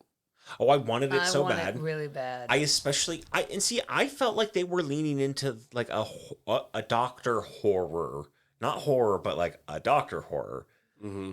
because like with the line at the end of how Ruby says that this is her 3rd time being to Wales, she remembers it On some level. on some level. It's like she feels it. So I think she did live that whole fucking lifetime twice as herself aging up to 73, and then the Mm-hmm. elderly version of herself watching herself live that another 73 years. Holy shit, that's so long. Well, like, she would have to, right? In order to be there. So she that's did. horrifying to me. Mm-hmm. That's the kind of shit that I find terrifying. I get what you want to hear what they were saying to the other person. I don't actually think that their reaction has anything to do with what she is saying. But, like, Cece kept comparing it to how people reacted to when they thought that someone was a changeling. Right, and that's what I was getting from it too. But, like, but there's still, I think there's just something about the concept of, like, they never actually say that the old woman who is Ruby is a fairy, is a fae, but, like, it feels very, like, we think of fairies mostly thanks to Disney, and honestly thanks to, like, Shakespeare and on, but as, like, cute little things, but they were not no. for forever and ever and ever. Mm. And this kind of treats interacting with fae shit in the way that, like, in a lot of stories interacting with fae shit happens. That it has less to do with what the fae are up to and more just, like, just interacting with them, like, breaks you. yeah. And like this This episode, in a weird way, reminds me a lot of like a TV-friendly version of the psychedelic folk horror Afield in England, which also I'll involves have to trust you in that like, one. fairy circles in a way. Ben Wheatley, right? Yes. But I don't know. Like I said, I love it what it actually is. There's a part of me that wished it was something different because there is more info there. Yeah. If you Oh. wanted to write it. Yeah, I mean, I had a million questions, but Yeah, we definitely talked about it earlier. yeah. This is one of those ones where you and I have argued on stuff before, and I'm like, you are not wrong on anything you're saying. I just don't have that same feelings. And it's almost only because of kind of like the way Steven was putting it. Like, I thought this was going to be a doctor horror episode where like you get the horror and then the doctor comes in at the end and you get the explanation. Mm-hmm. And like that's kind of if they didn't do so many stories in so many different ways, I wouldn't be thinking about it like that. Yeah. But I'm like, I've seen you guys do stories similar where you did it a different way. And that's the only thing that got my hopes up. What I found interesting is it's like, and they've done this before with the doctor, it's like the doctor messes something up and it's taken out on the companion, you know, because like he broke the circle, not her. And yet she was the one that had to Well, I mean, do everything. he got punished. He got Well, banned. disappeared. Right. Yeah, we have no He- idea where he went. That's true. He But stopped he doesn't existing know. for She essentially got a less blip. punished with, I think, a chance to redeem. Yeah, she was given an opportunity to redeem herself. Side I kinda note, wanted the to way know- she took out yeah. the psychopath, like just the whole way they filmed that. Oh, with that her, was amazing. fucking maybe my favorite like shot of these episodes. Yeah, no, it was amazingly filmed. This episode might be my. I don't know if it's hard to say this is my favorite, It's in but my like mind. it's one of the ones that like I watched it once, and then when I went to go rewatch it, it felt like I had already watched it like 4 times. That just means you've been thinking about it a lot. I had been. It really fucking haunted me in particular scenes when her mom goes and interacts with the woman and runs away and abandons her and then locks her out of her house. I was crying. That fucked me up. That Jesus made me fuck. so That's when I sad. texted both of you going, "What the absolute fuck?" Yeah. Like, No, that was extremely. I was like crying at that. I was like, wow. Holy shit. I just saw this is the first Dr. Light episode since Turn Left. yeah, Moffat Yeah. never really did it, No. and Jimble didn't either. Weird. I don't mind when they do them. I think it's a good examination of the formula to do a Dr. Light episode. And then when why am I forgetting her name? Ruby? Ruby? No. No. Ruby's talking Kate. to Kate. When Kate fucking just straight up just like That scene fucking was rad. It bounces. was really good, but it was heartbreaking. I also really enjoyed like it's fun to get to see Kate not around the doctor Yeah. and like deal and they're actually I'm looking forward to it. They just finished filming a TV show that has her and Martha Jones in it. Oh fuck, awesome. What kind of show? What is it? It's a Doctor Who spinoff Oh. that has Is it- her and Martha Jones in it, Oh my god. and it's called like The War Between Land and Sea or something. And from what I understand, it's going to be Unit versus the Sea Devils. Oh, that's really Oh. cool. Okay. But I mean, Yeah. take that with like 18 grains of salt. Yeah. This is internet rumors, but I know Right. they've filmed it. That's fun. That's Um, amazing. But like her description, like sometimes with him, sometimes against him, whatever, blah blah blah. I adore him, and I can only say it because he has no chance of hearing me right now. Like, I bet she doesn't even say that in her own goddamn house because there's a chance he's around the corner. Like, oh, he disappeared in a fairy circle? Sweet. Okay, now I can say I like him. Like, Oh yeah, we were talking about like earlier off mic. Me and Heidi were talking about the prospect of how maybe the fairy circle was originally created by the TARDIS and them coming there through this time loop. I kind of thought it was made by old Ruby, but that doesn't actually make a lot of sense. And that's what I mean. It's That's what I like thought the older first Ruby sets up the fairy circle, and somehow timey-wimey bullshit. I don't think how- it's Susan Twist. She did it. the old lady, Yeah. Susan the Fle- hiker in this The hiker. one. So I don't know. That's going to be a reveal, right? I imagine that's going to be a reveal. I mean, they're starting to notice it. So like, it's a classic Russell T Davies thing to hide stuff in background episodes. Yes. In the first season with Eccleston, it was Bad Wolf. In the third season, it was Harold Saxton. I don't know if season 2 had one, but like, doesn't matter. Don't recall. This is one of the ones where he's aware that people are looking for that because it's the way he films Doctor Who. Mm-hmm. So he made it a plot, like, instead of like, oh, a little background to big reveal, it's a much more like looked at plot point this time. Interesting. Which I think, at least that's my theory.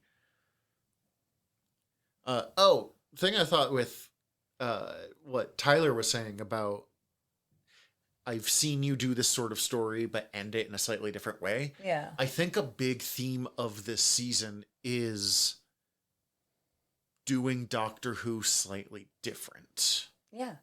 And like hitting back, like way back, and like grabbing things from the past. But and it's very using much them Russell T differently. Davies like, I am back, but I'm not just making the show I made before. No. There's bits of it, but like, the way I was expecting meeting a historical character, and then it doesn't roll that way. The way you expected this episode to end, and it doesn't roll that way. So was how did hoping. you But, expect like- it to end? What were your expectations? How, like, what would have I been was spoiled on this episode, so Okay. I didn't have. But like, I know Tyler was hoping for. I wanted more, but I I'm also wanted happy more. with what I got. Like I said, this is still one of my favorite Dr. Light episodes. I honestly stopped trying to guess how it was going to end at a certain point. I was just like, fuck it. Let's just roll with this. It's. Yeah. Let's ball. In all honesty, I find that approach really is helpful with time travel shit in general. Is don't stress the details. Don't think about it. They're just telling you a fucking sci-fi story. Just roll. That's true. Because if I think about it, then I'm like, but why did the circle say Mad Jack? How would they know that Mad Jack is yet? Like, why is Don't think the about it. end- Just roll. I know. There's a concept. I don't remember if it came up in Doctor Who or one of the other 8 billion sci-fis that I watch, where with time travel shit, sometimes the effect can happen before the cause. Okay. Like, think of it like an explosion happens and then there's like that little shockwave Like that the comes out of yeah. it. But because it's time, like traveling through time, sometimes you get the shockwave before you get the explosion. Okay. So the way I was looking at it, and I'm not saying this is the right way, is with my theory that old lady Ruby made the The fairy face. circle. She wrote that down, and I don't know if that's her remembering Mad Jack or remembering that that was written on there, and so creating a paradox loop.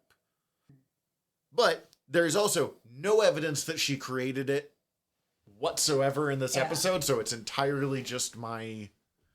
I don't think it matters where the No. fairy circle comes from as much as I want to know more about the fairy circle. Yeah, like I have lots of questions. I know I won't get them answered. Yeah. I'm just choosing to think about it more and more like a field in England, which I am okay with not having the answers to as well. So, Man, fucking European folklore is fucked up sometimes. Yeah. That's really what you kind of gotta go with. Kind of fun that it's just like set back in like her timeline. Like it's just like, oh, we're gonna just put you back right where you left. Like her on like the going home was so sad. Oh, Like it was just devastating. I hated every person in that bar. they were such fucking assholes to her. And like the guy who talked to the woman and ran off, I was like, good, fuck that guy. He was the only one that was kind of nice to her, too. And then like one thing I noticed was like as the years went on and it showed her at her window, there were less and less birthday cards. And on her 40th, there was only one. and that just like made me so sad. Yeah, this I episode. didn't notice that. Jesus. This episode made me fucking sad at points. Yeah. Well, at the end, she's like, I've been abandoned by every person Yeah. in my life. I've never been alone. Jesus fucking Christ. And like, what was the lady's movements like? I guess the old woman. Like, She was just gesticulating. As someone who talks with my hands sometimes, Oh, like, I that's get fair. it. And I think it's literally... when I don't know what the movement she was making. It wasn't just gesticulating. see, it meant That's part of the reason why I wanted It was more. something like... Because there were... No, because she was also doing shit like this. Okay, yeah, that's fair. it was almost like dancing or like. I gotta rewatch this episode. Feel it. It's just- Maybe it was just to add to the creepy. oh my god, element. it's Janice from Muppets Mayhem is secretly the old woman 73 years Although, away. like, if you're At least you're it's not Gaylor. constantly 73 feet away, 73 yards away from someone that you're trying to communicate with all of your might, there might be a lot of that like, haha. I need you to not step on that fucking thing. For the love of God, please don't step on that. And I have no way of getting closer to So you. is that what she was saying? The entire time? That's the mentality or sentiment I'm putting into this Yeah. situation is what I'm imagining. Like, I'm imagining if you're doing that and you know you have to then do this for the next 73 years of your life, you might get doing some weird fucking waving movements. Yeah. So I'm gonna skip past that for a sec. I don't know how deep I want to go in this, but like the character of Mad Jack is incredibly dark for a fucking Disney Plus show. Yeah. It's still Doctor Who. It's still Russell T Davies. Sure, but like they never openly say it, but that he picks that girl, that woman, I don't remember her Marty name. Bridges. Marty. Ooh. Yeah. Yeah. Clearly an incredibly abusive relationship. Yeah. But I mean, they only ever kind of like he's play a, around the he's edges a of that. monster. Yeah. Like that line was like, fuck. Her traumatized look and her, he's a monster, he'll fucking blow up the And world. Did you notice her like the way they did her makeup? Like in every scene you saw, like progressively, she would get like more like bags under her eyes and like. I knew just, she was like, looking darker. rougher. Yeah. But And the then, way she cheered though, Yeah. in the yeah, that was great. And But no, what I Ruby, was like, turning to her and apologizing that she couldn't do something sooner. That's Yeah, the part that that broke fucked my me up. heart. That was the thing that was like, fuck, Ruby, no. because You Ruby knew that's the worst, but Ruby couldn't do anything. Exactly. Yo, like, to be honest, the moment that she knew, like, obviously this is a really abusive something going on, I don't know. She had that, like, I couldn't act until I was sure. You were sure that he was a fucking awful person long before I think No. she might was nuke the sure planet. she could Yeah. have her plan work. Yes. Okay. She was waiting okay. for That's the how I right read it. moment to like figure out how to get her exactly 73 yards away from him. Yes. You know what? So that that she makes could me plant understand better, and I am way more. I was about to be like, damn, Ruby, that is fucking cold as ice. No, but she no, was waiting. your way of doing your explanation. that's makes it how I way read less- that. Okay. Of like she needs to line up her shot. I thought the way I heard it was like I needed to be sure he's a bad person. Like I think you were sure way earlier than that. I'm pretty sure you were sure when you told him she's a volunteer. The way you read that was like, ooh, you fed that fucking lamb to the wolves. Yeah. You knew she was getting eaten alive in that situation, Ruby. She got old Ruby, who was abandoned by every person, is kind of fascinating. Ranging from like we see her get dumped several times, and in fairness, it's gotta be hard. Like they talk about like in bed. Except in bed. That It's- was you. That was was- amazing. I love that line. It's gotta be hard to What like do you think it was? What did he do? probably just Probably bad nothing right. foreplay and like short. Oh, okay. But like I didn't think of that for some reason. it's gotta be hard to like relax and enjoy a good bang when you're like, there's an old lady exactly 73 yards away I mean, gesticulating at me. gesticulating. to me. I mean, that's The lady true. holds up a scorecard. 10. Also, the first Lady time I applauses saw her- every time. She reminded me of the way that Mr. Mime moves in the first Pokemon Oh no! series. Oh god! Wow, I'm never gonna not unsee that. Nope. You're welcome. Yep. Here we are. So her mom, we mentioned this and I got distracted. I really like the character of her mom. I think she's really fun. I love her. It takes fucking 4 seconds for her mom to become a terrible person. But I think that was the point of whatever the issue or I get it. And I'm not saying it's like anything like character defect in the mom. I just think it's like interesting. The moment you take Ruby away from her, she becomes a bitch both times. Like doesn't have Ruby and she's like, fuck it, I just do this for like pocket money. You're like, well, that's bad. Yeah. It's indictment of the foster care system where like the moment she's like, don't gotta protect Ruby, no one actually loves you, do they? And I'm like, Jesus fucking Christ, woman. I mean, it's, the same way Kate abandons her. And then, but also the way it hurts more with the mom. But the fact that twice she just like turns from like super friendly mom to like stone cold bitch because one small change. Because it happens in Ruby Road. Not when Ruby disappears and we find out what she is without Ruby. Anytime she doesn't have Ruby in her life, whether she just never existed or she's like taken away from her, she becomes a like bad person really fast. Yeah, that is a good point. That is a good point. Why did he want to nuke people? I didn't quite get that. Because he's a sociopath. Oh, okay. Because he's a monster. Got it. Forgot about the monster thing. He's just a fucking God monster. damn. How did I forget about the monster thing? We were making fun of Elon Musk this episode. The answer is the exact same goddamn thing. Yeah. Too fucking big for his britches. Needs to get a beat down. To see if he can. Watch the world burn. Like, I'm gonna that's a dude that took the Joker way too seriously. Yeah. I'm sorry, I interrupted you. No, I'm gonna bring things back to the Devil's Chord one more time because there was one other thing that I forgot to bring up, but we've talked a couple times about maybe having to go back and rewatch it. There's one other thing. I don't have to rewatch that. Well, I'll end up having to rewatch that episode if I want to go through with this plan. But if it wouldn't have been for the subtitles, I wouldn't have noticed. But one of the musical cues that kept coming back around that the maestro kept playing, and I can't remember if he had a particular leitmotif in the earlier series, but it was the Saxon theme. Ba, ba, ba, ba. Like the John Saxon theme. Isn't that literally just the da da da da da da da da? But I think there must have been more of a musical motif behind it because it wasn't being brought up in the subtitles when it was just the da da da da da da da da. It was like usually a series of notes that the maestro was playing. That's interesting. I did find it funny just having someone, because this is way, way back when watching End of Time, and you find out that the master has been hearing that ba ba ba ba ba ba ba ba sound of drum for fucking years, and someone be like, "Was that planned from the very beginning?" And like, I don't think they came up with this idea in the 70s. Like, it's like almost 1,000,000% sure no, but it's fucking great thinking, right?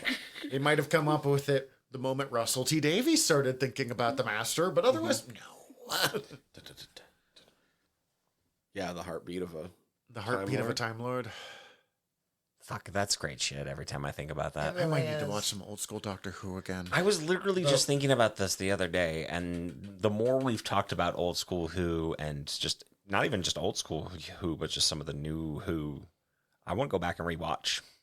I love how I can say old school Who, and I now can mean the shit that I watched the beginning of New Who, or I could mean like old Who, the 27 seasons of the original series.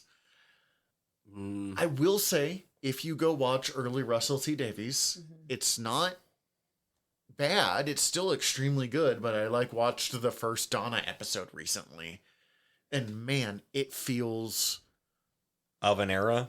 Yeah. Well, yeah, it was 2000, what, 6, 7 at that point. I get it. It's just one of those, you're like, wow, okay. We have come a long way. And money. And Just A lot what of they're money. able to. A lot of There's a money. lot of money on that screen. But also in 2006, even with the money, you wouldn't have, what we have now. So Well, and British TV has some weird, like, pacing edit choices that until they started getting a little more prestige TV, it took them a while to kind of, like, figure out. Like, that just, like, places where, and maybe it's just because I'm so used to quick cuts on TV anymore, where I keep being like, okay, and that shot's done.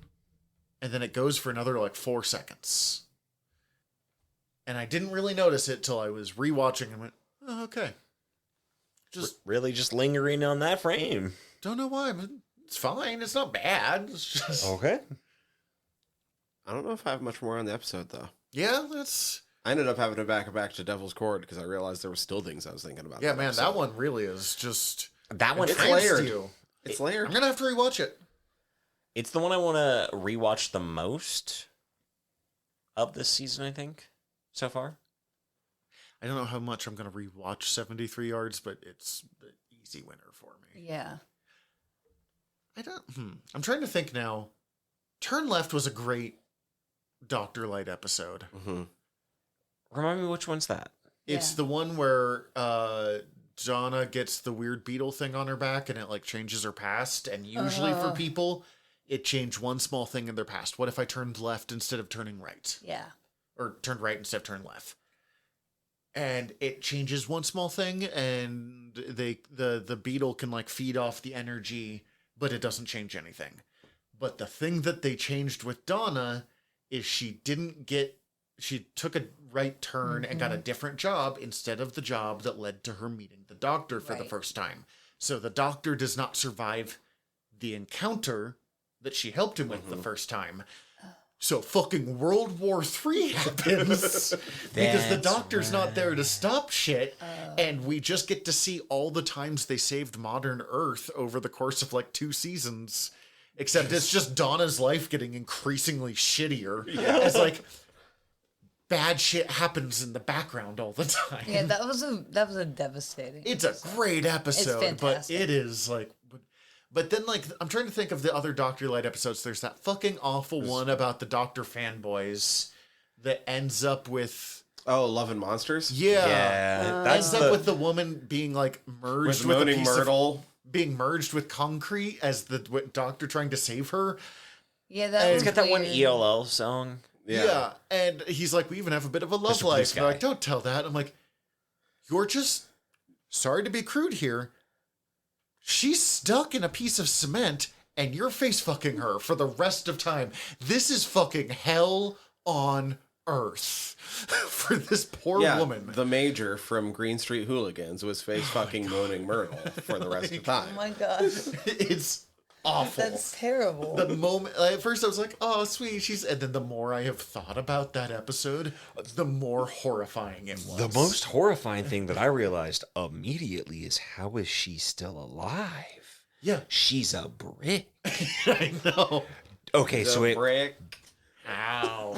Well, and further, how is she alive? Can she ever die? yeah, right? Like, I does would she just think- get buried with his corpse? Like, Forever a brick house. what That if she was gets a- dropped? That was a weird episode. Oh, what? Okay, that might be how she dies if the brick breaks. Well, and then to make that episode even weirder, that's the one where a kid, like, there was some fan contest of, like, submit an alien and it could make it into Doctor Who, and, like, an 8-year-old kid made the Absorbaloft. I can remember the name of the fucking Absorbaloft. I That's do not know the name of amazing. most of our coworkers. That's fair. I don't either. I think that's generally contended as one of the worst episodes of New Doctor Who. It's awful. I'm trying to think of other, like, Doctor Light episodes, though, because Blink. Okay. Blink's incredible, though. Yeah, so maybe it's just Love and Monsters is so bad that it's kind of ruined the reputation of Doctor Light What episodes. season was that? Was Love and Monsters was season 2. oh okay. Blink was season 3. Turn Yeah. Left is 4.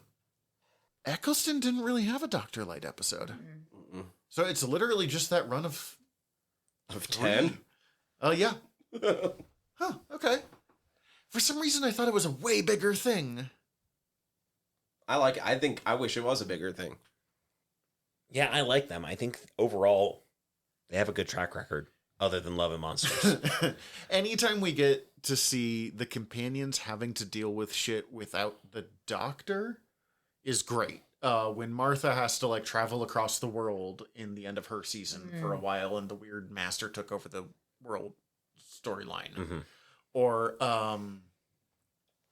it's a Peter Capaldi one. It's the TARDIS is getting shrunk because the like 2D monsters, flat world, something. Yeah. Fucking incredible episode. That's a great episode. Now I'm just saying Doctor Who episodes I like. What is the name of that episode? Flatline? I think it's Flatline. It's Flat something. And it's all based off a Carl Sagan concept. Oh yeah. His idea of flat world, of how he explains 2D to like yeah. Interesting. I think Next time. more Doctor Who. I keep being like, and now we'll talk about Dot and Bubble, an episode that made me so goddamn angry the whole time. Dude, I like- won't go farther. Okay, I do want to leave on this note in that while talking to Hydee about this earlier, that like this season has got me in my feels with like every episode in one way or another. And they're Either so diverse, the episodes. ex- They're all over. And it's all the emotions. Exactly. I'm running through the full gambit. Like, Yes. I got really fucking scared for the baby that went off to go fight the boogeyman. And I was like, no, I did too. oh, buddy, don't do that. I think it's the fact that the babies are always so flat toned that makes them partly creepy to me. Sorry. Oh, no, you're good. I was just going to say, like, none of these episodes have been, like, my favorite ever, but they all feel like they've been at, like, the top of the game. The average standard of quality is really high this Right. season. Well, and like, I don't know. 73 yards might go down. Might be up. 73 yards, like I said, like, yeah, I was hoping for something different at the end. I think it's a fucking fantastic amazing. episode. Yeah. Cece mentioned, she's like, this is the most fun I've had watching Doctor Who in years. I agree. And that's fun because we have never stopped liking Doctor Who. Well, no. Anytime we watch it, and like people go in and out the show, and there's nothing wrong with that. But like, I am one of the people who've done that. Like, Cece and I have never not watched Doctor Who and been like, or never watched Doctor Who and been like, this is bad. I did not enjoy myself here. I don't think there's been a bad season since it came back. No, yeah. There's been some nonsense bits of every season, but that's a different thing. So the fact that this is like, if your average episode's, 7 out of 10, and this is hitting 8.5 every episode, like, goddamn. Good job, guys. Also, the fact that it's a shorter season doesn't feel nearly as like I'm being cheated No. as every other show, because it's just like, it's 8 episodes instead of 12, as opposed to 12 instead of 24. And it's fine. We don't really need 24 episode shows anymore, but like, Speak for yourself, asshole. I do miss like 12 to 16. I miss giving someone 24 episodes because then you get fucking random filler episodes where it's like forces them to like confront their problems because they have literally nothing else to do. Or it forces them to Do a beach episode and we get to see them scantily clad. Or Get a to see them random bangs. musical.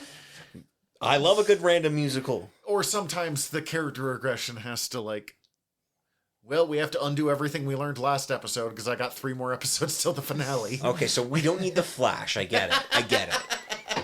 It's not just the Flash. That was just the most egregious example.